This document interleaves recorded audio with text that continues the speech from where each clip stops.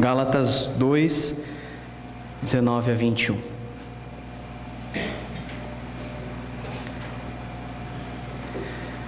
Todos acharam?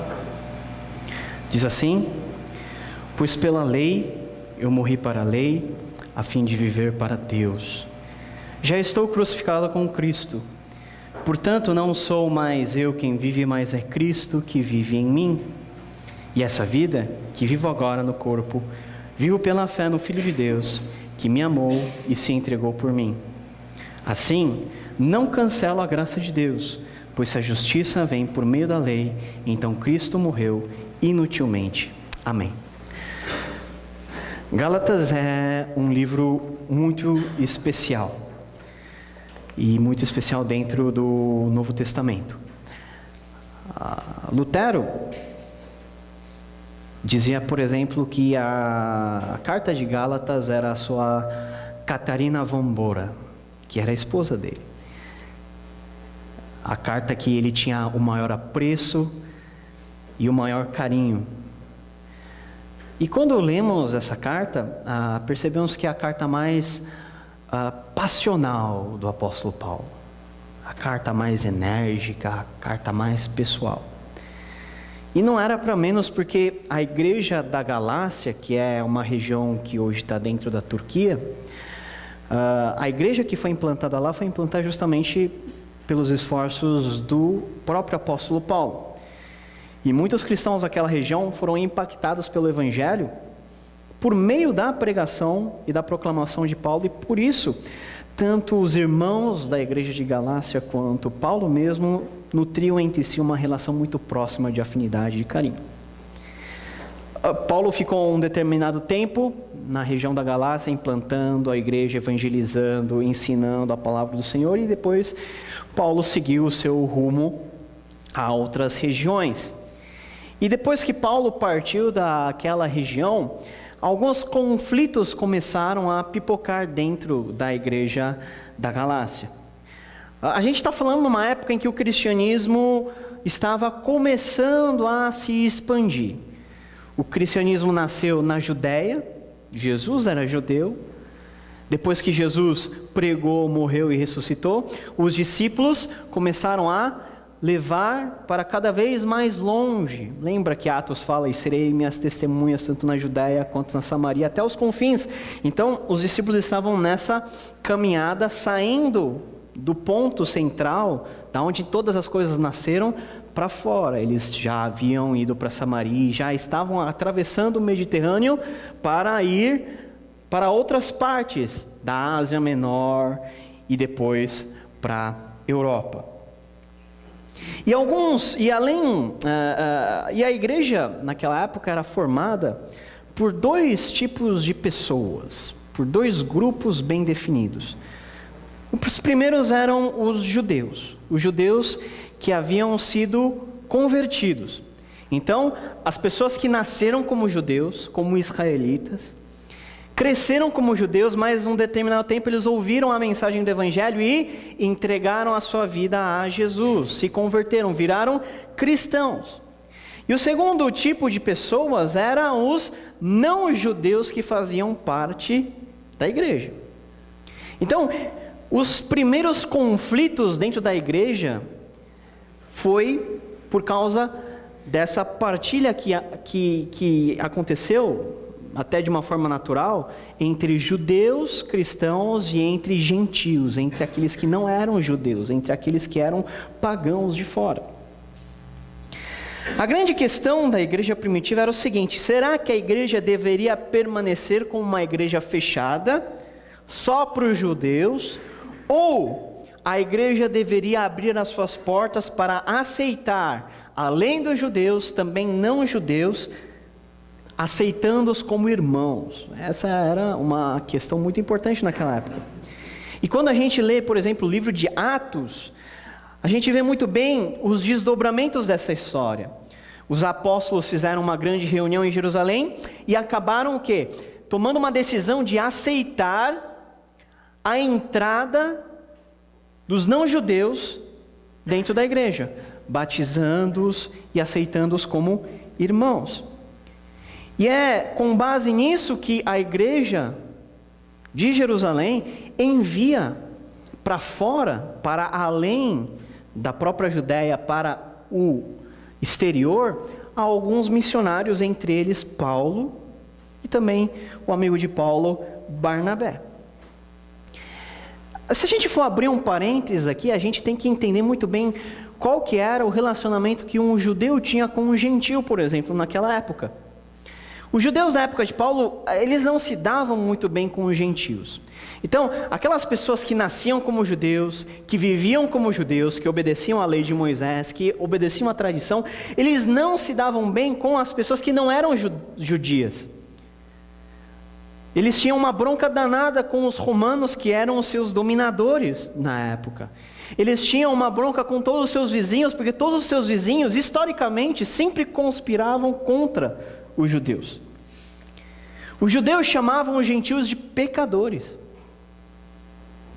Eu sou judeu e você é um gentil pecador. Os judeus tinham a convicção de que eles eram o povo escolhido de Deus. Muitos, entre eles o próprio Paulo, pensavam que a salvação deles estava garantida apenas pelo fato de terem nascido como judeus e estarem praticando a lei de Moisés, a Torá. Imagina por um momento a revolução que ocorreu naquela sociedade quando Jesus começou a pregar o Evangelho, quando Jesus morreu, quando Jesus ressuscitou, quando os apóstolos começaram a divulgar essa mensagem de Jesus, o Evangelho, porque era uma mensagem que colocava todo mundo junto, numa mesma condição. O Evangelho não fazia mais a distinção entre judeus e não judeus. Você imagina a revolução que era quando a igreja começou a aceitar os gentios e os judeus lá, embora fossem cristãos, eles ainda eram judeus, tendo que conviver com aquilo. Aquela pessoa que antes eu achava pecadora, antes eu considerava como um cachorro, hoje, por causa de Jesus, ele pode sentar comigo, e o mais importante, pode comer na mesma mesa comigo, pode dividir o mesmo pão, tomar do mesmo cálice na ceia do Senhor. Imagina a revolução que era para um judeu ficar junto com uma pessoa que não nasceu como judeu. É dentro desse conflito que alguns problemas começaram a acontecer. Quando, por exemplo, os judeus cristãos começaram a inventar moda dentro da igreja da Galácia. Eles pegavam os gentios e falavam assim: olha, tá certo, você é cristão, você aceitou o Senhor Jesus, você creu no Evangelho, você obedece às palavras de Jesus, mas isso não é suficiente para você. Para você ser salvo plenamente, para você ter garantido a justiça de Deus ao teu favor, além de você obedecer o Evangelho, além de você entregar a vida para Jesus, você tem que se tornar um judeu primeiro.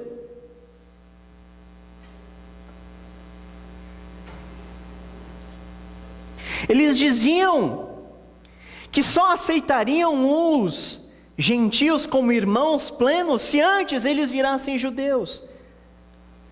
Então eles estavam colocando o Evangelho, a mensagem de Jesus em segundo plano. O que vinha primeiro para eles? Você é ou não judeu?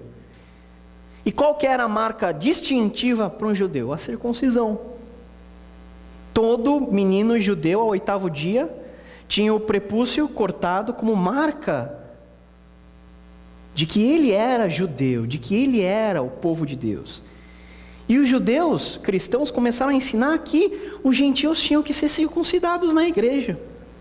E essa notícia entrou nos ouvidos de Paulo, e Paulo enviou essa carta em resposta aos conflitos que estavam acontecendo. Todas as cartas de Paulo são uma resposta a conflitos que estavam acontecendo nas igrejas. E de uma maneira muito enérgica e direta, Paulo chama esses cristãos judeus de perturbadores. E quanto à mensagem que eles estavam pregando para os gentios, Paulo classifica como outro evangelho, como não o evangelho de Jesus, mas como um outro evangelho inventado pelas pessoas. Essa é mais ou menos o resumo do capítulo 1 de Gálatas. Quando a gente entra no capítulo 2, que é o capítulo na qual o trecho que nós lemos se insere, tem uma história muito interessante, e essa história sempre aguçou a minha imaginação. 14 anos depois que Paulo foi convertido, que Jesus apareceu para Paulo, Paulo teve um encontro real com Jesus e Paulo foi transformado pelo Evangelho, Paulo subiu a Jerusalém para encontrar com os principais apóstolos. E Paulo já era considerado um missionário enviado especialmente para os não-judeus, os gentios. Então Paulo levou consigo seu amigo Barnabé, que era o seu companheiro de missão, e mais um discípulo que ele tinha conseguido fora, que era um gentio, Tito. Tem uma carta no Novo Testamento só para Tito, que era um discípulo de Paulo, que era gentio. E Paulo levou lá, e Paulo começou a contar para os apóstolos tudo que Deus tinha feito de maravilhas. As pessoas se convertendo, milagres acontecendo, a igreja sendo formada, e Tito era como se fosse o troféu de Paulo. Olha só, esse gentio hoje é discípulo de Jesus, hoje é o nosso irmão. E a princípio todo mundo ficou feliz, porque a mensagem do Evangelho estava sendo pregada. Deus estava sendo anunciado, Jesus Cristo estava sendo aceito, não somente por judeus, mas também pelos gentios. E embora muitos judeus não gostassem da ideia de ter um gentio como irmão, ficou muito claro que esse era um mover do Espírito, que Deus estava usando, por exemplo, Pedro, João e Tiago, especialmente para converter os judeus, e pessoas como Paulo, Barnabé, Silas, para ir aonde estavam os gentios. E no versículo 9, diz assim: e quando reconheceram a graça que me havia sido dada, Tiago, Cefas e João, considerados colunas, estenderam a mão direita da comunhão a mim e a Barnabé, para que fôssemos aos gentios e eles à circuncisão, ou seja, aos judeus. Tempos mais tarde, Paulo estava numa cidade chamada Antioquia, uma cidade litorânea da Palestina, que era a base missionária de Paulo, e Pedro foi fazer uma visita a essa igreja em Antioquia.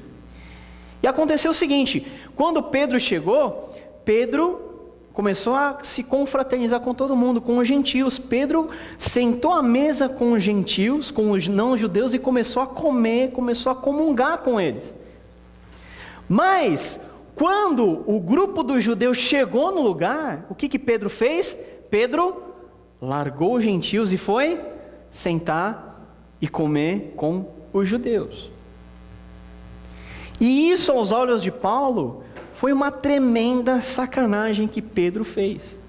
Tanto é que Paulo repreende Pedro na frente de todo mundo. Pedro, que era o discípulo número 1 de Jesus.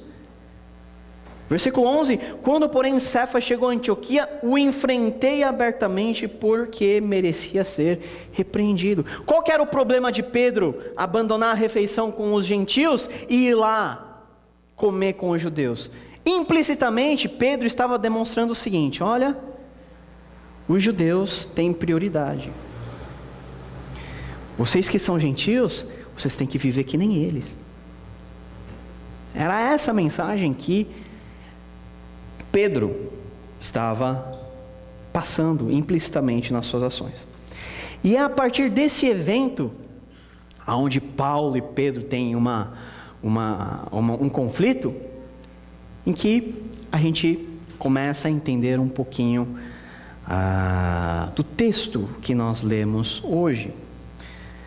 Nós não somos justificados por Deus por causa da nossa nacionalidade ou por causa da nossa obediência à lei, Versículo 16: sabemos contudo que o homem não é justificado pelas obras da lei, mas pela fé em Jesus Cristo. Se entendermos esse contexto histórico do início da igreja, a gente não vai ter problemas para entender o texto que nós lemos hoje. E é a partir daqui que eu queria colocar para vocês três ensinamentos, ou melhor, 3 pontos para a gente poder entender esse texto da melhor maneira possível. Vamos ler primeiro o versículo 19, novamente. Pois pela lei eu morri para a lei, a fim de viver para Deus. Estou crucificado com Cristo. 3 vezes, Paulo, ele diz que ele está morto. Ele está morto pela lei, para a lei e crucificado com Cristo. Isso quer dizer o seguinte: nós que somos cristãos, a nossa vida com Deus começa quando nós morremos para essas 3 coisas. Através dessas 3 coisas. Quando nós morremos pela lei, quando nós morremos para a lei e quando nós fomos crucificados com Jesus. Mas que história é essa de morrer pela lei e para a lei, Essa lei que Paulo está falando aqui é a lei de Moisés. Basicamente o Pentateuco, o que os judeus chamam de Torá. E para um judeu, a Torá é a coisa mais importante que existe. Porque é a lei que Deus deu ao povo como símbolo da aliança que ele tinha com eles. Deus chamou o povo de Israel para ter uma aliança consigo. E a prova e a marca dessa aliança é que Deus tinha dado leis para que o povo obedecesse essas leis, a fim de que o povo pudesse viver de uma maneira agradável a Deus. Mas a lei não significava apenas obedecer à lei, mas também tudo aquilo que implicava em você ser judeu. Primeiro, a questão da sua nacionalidade. Você nasce judeu. A aliança de Deus vai, Lembra, Deus é Deus de Abraão, Isaac, de Jacó e de todos os seus descendentes. Então, quando você nasce como judeu, naquela época você já estava meio caminho já da salvação, porque você nasceu como judeu, você nasceu dentro da família de Deus, você nasceu dentro da aliança de Deus. Aquilo que hoje os sociólogos chamam de etnocentrismo, a sua etnia é o centro de todas as coisas. O que você é como raça. Paulo, quando você lê o capítulo 1, ele faz uma digressão na sua própria vida. Paulo começa a falar da vida dele para os próprios Gálatas. Paulo fala assim: eu era perseguidor da igreja de Jesus. Eu persegui a igreja de Jesus porque eu achava que era a coisa certa a fazer. Eu sou judeu, nascido na tribo de Benjamim, circuncidado ao 8º dia, cresci, aprendi aos pés de Gamaliel, e eu achava que aquilo era a coisa certa para fazer, obedecer à lei, viver como judeu, ser fariseu, ser zeloso à lei. Isso para mim era tudo, e por causa disso, e porque eu achava que isso agradava a Deus, eu fui lá e persegui os cristãos. Paulo não perseguiu os cristãos porque ele era mau. Paulo perseguiu os cristãos porque Paulo achava que aquilo era a coisa certa para fazer diante de Deus.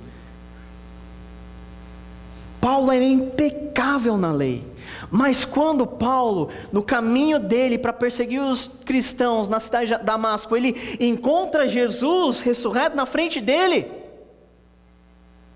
naquele momento, a prioridade de Paulo muda de lugar. Não é mais a sua nacionalidade, não é mais a sua etnia, não é mais o seu orgulho pela lei, não é mais o que ele acha ou pensa ser dele mesmo, mas é aquele a quem ele estava vendo naquele momento. Por isso Paulo pode falar assim: eu, pela lei, morri para a lei. Aquilo que antes eu achava certo, quando eu seguia a Deus pelos meus padrões, quando eu seguia a Deus pela tradição dos meus pais, quando eu achava que por ser judeu eu tinha alguma coisa a ganhar, quando eu vi Jesus, eu vi que eu estava enganado. Por isso, pela lei, para a lei eu morri. A fim de quê? A fim de viver para Deus. Estou crucificado com Cristo. Eu morri junto com Jesus quando eu encontrei Ele naquele dia. Meus irmãos, isso é algo que tem que acontecer com cada um de nós. Quando nós nos deparamos com Jesus a uma certa etapa da nossa vida, quando nós nos encontramos com Ele, quando nós percebemos quem Ele é, quando nós entendemos que Ele é o nosso Senhor e é o nosso Salvador, a gente tem que morrer para tudo que não faz parte da sua graça e da sua justiça. A gente tem que morrer para tudo que é do mundo, para todas as nossas concepções. A gente tinha a nossa maneira de exercer uma certa espiritualidade. Todo mundo acha que sabe como ser cristão, mas até isso a gente tem que colocar aos pés de Jesus, submeter a nossa vida a Ele, morrer para que Ele possa viver dentro de nós. Um ato que Paulo pensou ser de zelo, mas que por meio dela teve um encontro com Jesus, descobrindo que aquilo que ele reputava como zelo, as obras da lei, era insuficiente para a salvação. Morrer pela lei, morrer para a lei e estar crucificado com Jesus. A minha questão para vocês é o seguinte: quantas vezes vocês se veem crucificados com Jesus? Quantas vezes vocês se veem abrir mão daquilo que você considera sua vontade para que a vontade de Deus seja feita na sua vida? Quantos de vocês podem falar hoje: eu estou crucificado com Jesus? Por quê? Tem um motivo do porquê nós temos que morrer pela lei, para a lei e crucificado com Jesus. É muito simples. Versículo 19: pois pela lei eu morri para a lei, a fim de viver para Deus. Se vocês querem viver para Deus, vocês têm que morrer primeiro. Morrer para o mundo, morrer para as suas prioridades, morrer para as suas vontades e colocar a sua vida diante de Deus. As pessoas tentam agradar a Deus das mais variadas maneiras possíveis. Pessoas acham que vindo na igreja você agrada a Deus, pessoas acham que você fazendo algo de bom você agrada a Deus. É lógico que isso agrada a Deus, mas em essência você não pode agradar a Deus sem antes você entregar a sua vida completamente nas mãos de Deus. Olha só, é muito louco isso. Olha só o que Paulo fala: pois pela lei eu morri para a lei, a fim de viver para Deus, já estou crucificado com Cristo, portanto, versículo 20, não sou mais eu quem vive, mas é Cristo que vive em mim. Trocando em outras palavras, a partir do momento que você encontra com Jesus e recebe Ele como seu Senhor e Salvador, você perde o controle da sua vida. Você não é mais dono de você mesmo. Você entrega as chaves da sua vida para outra pessoa. Porque você morreu para a lei, pela lei, crucificado com Jesus, para agradar a Deus, para viver de acordo com a vontade de Deus. Você morre para que Cristo possa viver em você. E se você quer que Jesus viva em você, você tem que morrer. Você tem que morrer. Você tem que diminuir a fim de que ele possa aumentar. O João Batista, ele sabia muito bem do que ele estava falando quando ele viu Jesus chegar e dizer o seguinte: convém que ele cresça e eu diminua. Você vê que é um esquema totalmente contrário ao esquema do mundo, não é verdade? O mundo fala para você o quê? Você tem que ser o melhor. Você tem que ser o mais rico. Você tem que ser o mais forte. Você tem que ser o mais alto. Você tem que ser o mais poderoso. Você tem que ser o melhor. E o Evangelho ensina o contrário. Você tem que se humilhar para que você possa ser exaltado. Para que Jesus viva em você, para que Jesus tenha o controle da sua vida, você tem que entregar a rédea, o leme de tudo para Ele. Você coloca Jesus para pilotar a sua vida e você está lá toda hora mexendo no volante, vai para cá, vai para lá.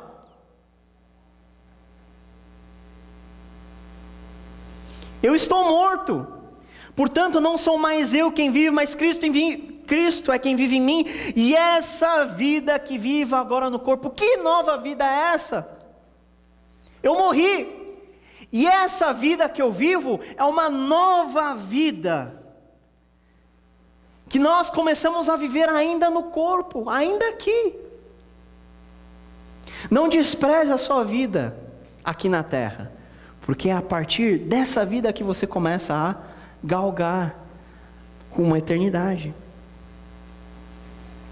Nós morremos para viver para Deus, e nós morremos para viver uma nova vida. Quem é esse eu? Esse novo eu? Se o eu anterior morreu com Cristo.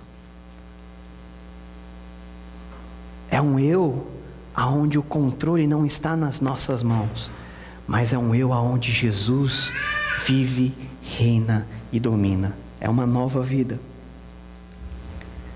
E essa vida que vivo agora no corpo, vivo pela fé no Filho de Deus, que me amou e se entregou por mim. Está aí uma maneira que eu quero que vocês vivam a vida. Cara, o que o apóstolo Paulo está falando é de uma grandeza. Ele está falando o seguinte: olha, eu pela lei, morri para a lei, a fim de viver para Deus. Estou crucificado com Cristo. Já não sou eu quem vive, mas Cristo vive em mim. E essa vida que eu vivo agora no corpo, na carne, no mundo, vivo pela fé no Filho de Deus, que me amou e se entregou por mim. Essa vida que eu vivo agora, depois que eu encontrei com Jesus, é uma vida de resposta, reação, retribuição àquilo que Ele fez. Jesus veio, morreu por mim, se entregou por mim, Ele me comprou, Ele me deu uma nova vida, e eu, enquanto eu estiver aqui no mundo, vou viver para Ele. Para Ele. Porque não sou mais eu quem vive, é Cristo que vive em mim. E se é Cristo que vive em mim, quer dizer que Ele é o Senhor da minha vida. Então é para Ele que eu vou viver. Eu vivo na fé no Filho de Deus, que me amou e se entregou por mim. Como viver? Como viver na fé? Com fé, pela fé.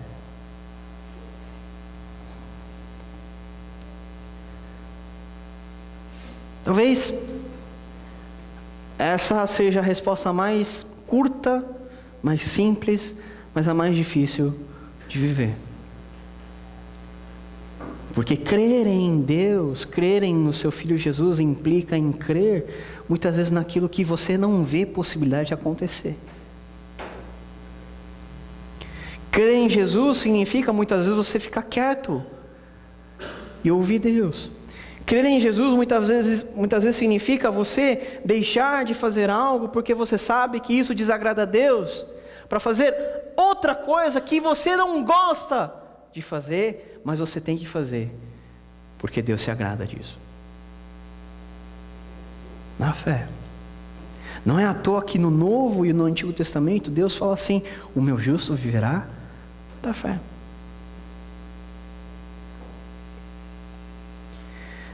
A primeira vez que eu ouvi esse versículo ser pregado foi há muitos anos, 15, 20 anos atrás, não sabe o que dou, que eu vim aqui e o pastor começou a ler isso daqui. Imagina, 15, 20 anos atrás eu era uma criança. E na mente de uma criança lendo esse versículo, sabe, quando você fica assim, uau, né? Não era questão porque eu era nerd, mas Deus estava falando comigo. Eu achei esse versículo tão bonito, tão lindo, porque eu, pela lei, morri para a lei, a fim de viver para Deus. Estou crucificado com Cristo. Já não sou eu quem vive, mas Cristo vive em mim. E a vida que eu vivo no corpo, eu vivo pela fé no Filho de Deus, que me amou e se entregou por mim. Cara, é lindo demais. É um resumo curto e grosso de como a gente tem que começar e terminar a nossa vida com Deus.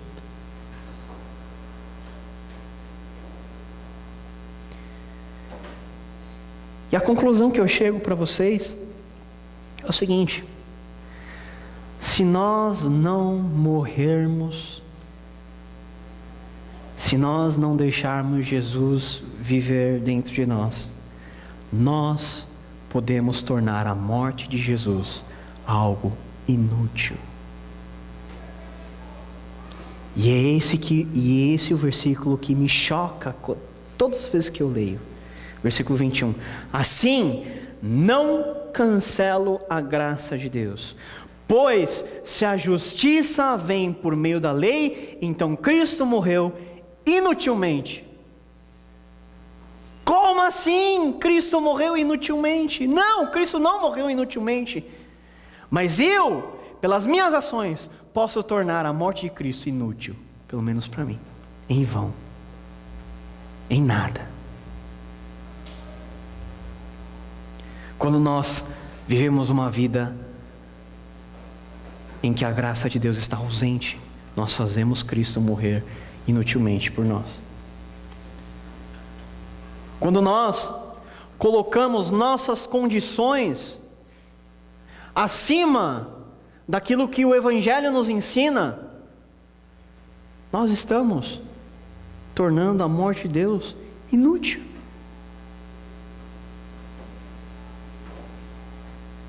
Quando você estabelece a sua maneira de ser cristão, a despeito daquilo que Deus tem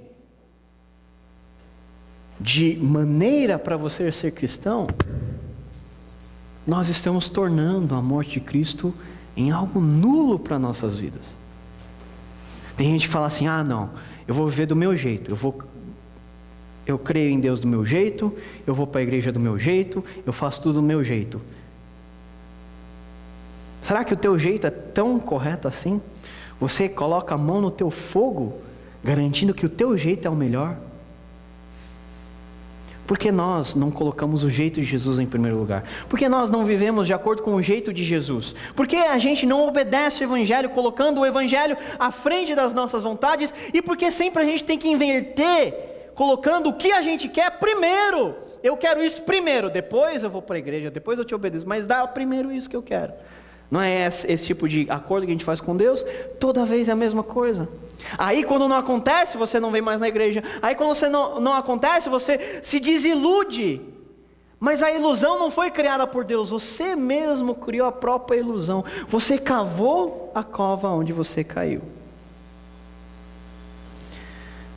Se a justiça vem por meio da lei, Cristo morreu inutilmente. A lei, mesmo que tenha sido dada por Deus, não era suficiente para a salvação. Era necessário Jesus. É necessário Jesus. Pensando com a cabeça de Paulo, não adianta nascer como judeu mais. Não adianta dizer que pratica a lei. Se você não crê em Jesus, tudo aquilo que você considerava caminho para a salvação é inútil. Se nós não morremos, nós tornamos a morte de Jesus inútil. A gente canta: em meu viver te honrarei, não é?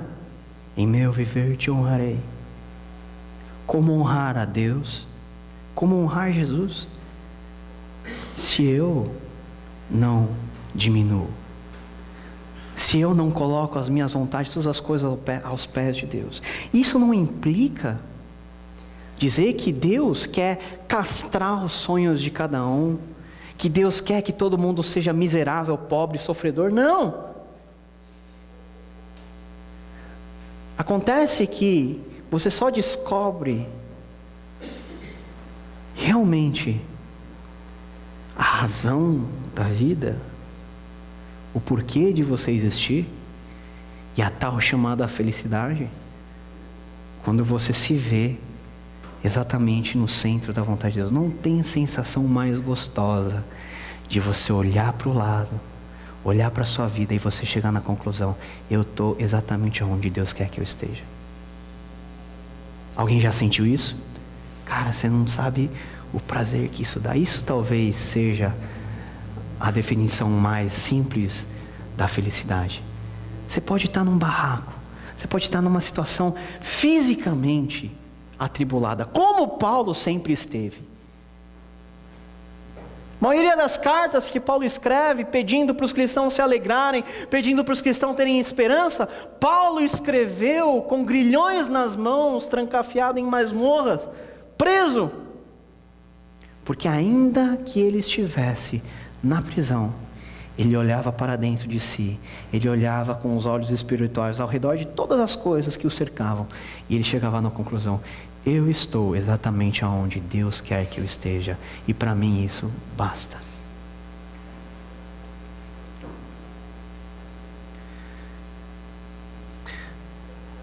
A minha oração para vocês é que vocês possam desfrutar desse grande prazer. Do contrário, a morte de Cristo será inútil para você.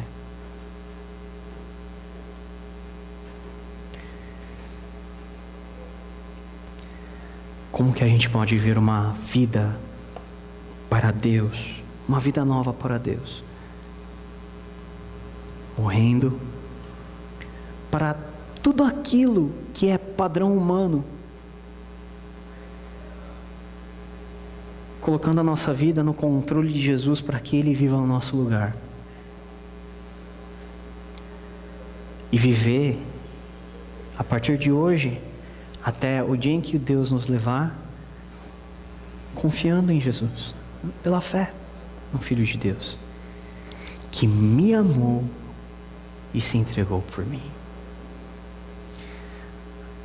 Cara, é seguro demais confiar em Deus, confiar em Jesus, porque Ele prova que Ele é confiável, porque Ele me ama e por causa desse amor morreu por mim. Eu te garanto que ninguém nesse mundo e nesse universo te dará uma satisfação, um gozo e uma plenitude que o Senhor Jesus pode dar. Nós somos convidados a viver uma nova vida, mas essa nova vida começa a partir do momento em que você abandonar a sua antiga vida. Começa a partir do momento em que você deixar de achar que é o rei ou rainha da cocada preta e você passar a abrir os seus ouvidos para Jesus, porque você sabe que Ele tem e Ele é a solução final para todas as coisas. É nele que nós achamos a razão, não somente da nossa vida, mas de todas as coisas. Pois pela lei eu morri para a lei, a fim de viver para Deus. Já estou crucificado com Cristo, portanto não sou eu mais quem vive, mas é Cristo que vive em mim. E essa vida que vivo agora no corpo, vivo pela fé no Filho de Deus, que me amou e se entregou por mim. Assim, vivendo dessa maneira, não cancelo a graça de Deus, pois se a justiça vem por meio da lei, então Cristo morreu inutilmente.